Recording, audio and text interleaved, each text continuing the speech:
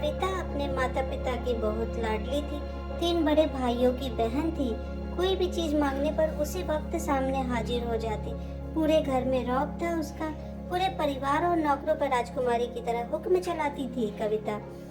School में भी पूरा रौब था उसका। बड़े घर की लाडली जो थी वह।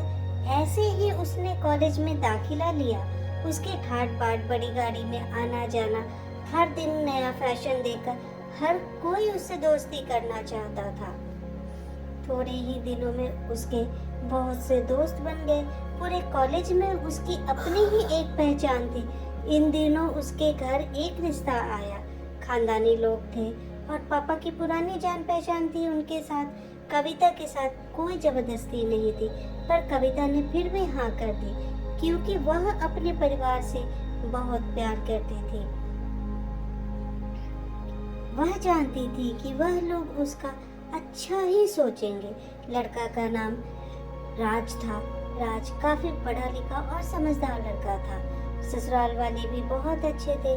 ससुराल में कविता की जगह वैसी ही थी जैसी कि मायके में। कोई भी कार्य कविता की सलाह के बिना नहीं होता था। सबकी लाडली बहू बन गई थी वह।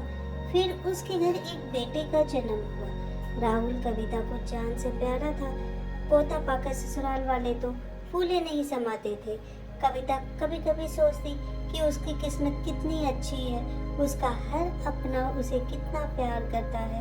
चाहे जीवन में कैसा भी समय आए, मेरे अपने हमेशा मेरे साथ है। मैं कभी अकेली नहीं हो सकती। कितनी खुशकिस्मत हूँ मैं। पर शायद कविता की खुशियों को उसकी अपनी ही नजर लग गई थी। एक दिन वह मायके जाने की जिद कर बैठी। राज को बहुत काम था, लेकिन वह फिर भी उसे ले गया। रास्ते में उनकी गाड़ी अन्य गाड़ी से टकरा गई।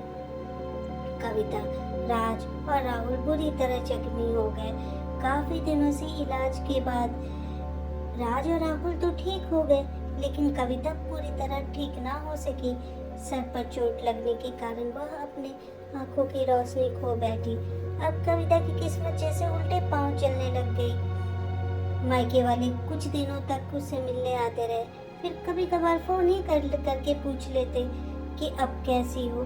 धीरे धीरे ये सिलसिला भी कम होने लग गया। ससुराल वालों की सहानुभूति भी कम होने लगी। घर में किसी के पास बैठने को कहती तो जवाब मिलता, बहुत काम है, अब तुम भी तो हाथ नहीं बटा सकती हो। राज भी चिड़चिड़ा हो गया था। बस राहुल ही था उसके साथ, जिसके साथ हंसते खेलते उसका समय गुजरता था। एक दिन कविता के हाथ से कुछ सामान गिर गया, जिसकी वजह से राहुल को हल्की सी चोट लग गई। कविता के सास ससुर ने राहुल को उससे अलग कर दिया और कहा कि उसके न देखने की वजह से बच्चे को कोई नुकसान न हो जाए। कविता अंदर से टूट चुकी थी।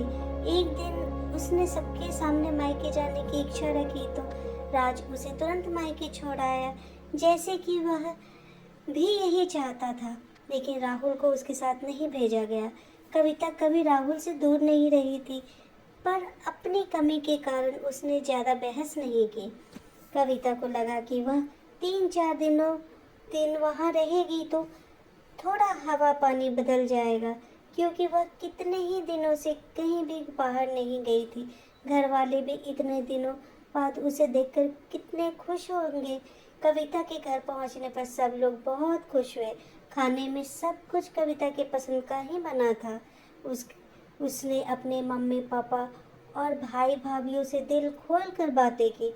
उनके छोटे छोटे बच्चे भी बुआ के साथ घुल मिल गए थे। रात को सोने के वक्त जब वह कपड़े बदलने लगी तो उसे पता चला कि उसका बैग तो बहुत भरा हुआ था। वह समझ गई, वह बहुत उदास हो गई।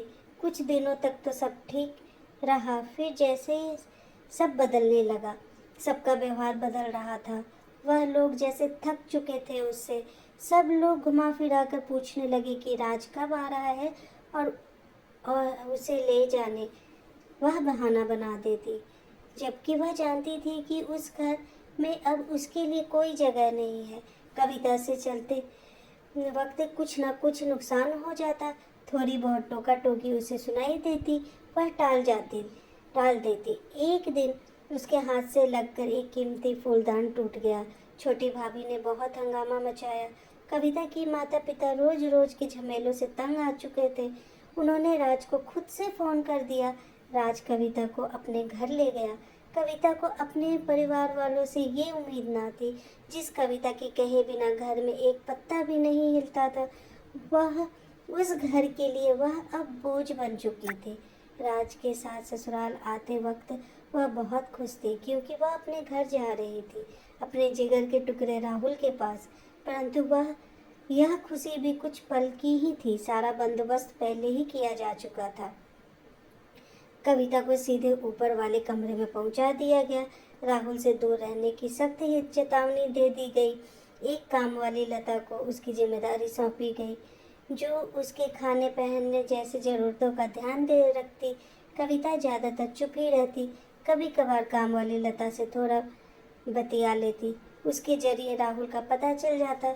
सबकी लाडली बेटी और बहू सबके लिए लाडली से बोझ बन चुकी थी अब।